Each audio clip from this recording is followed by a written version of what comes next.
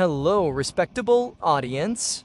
Here is a simple question. 50 minus 10 times 50 minus 10 will be equal to 40 times 5, and 40 times 5 will be equal to 200, which is our answer. But remember that this answer is not correct. So I will solve it again. 50 minus 10 times 5. So, according to order of operation, we have to multiply first. So we will get 50 minus 10 times 5. It will be equal to 50.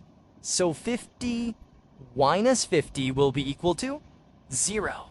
Hence, 0 will be our correct answer.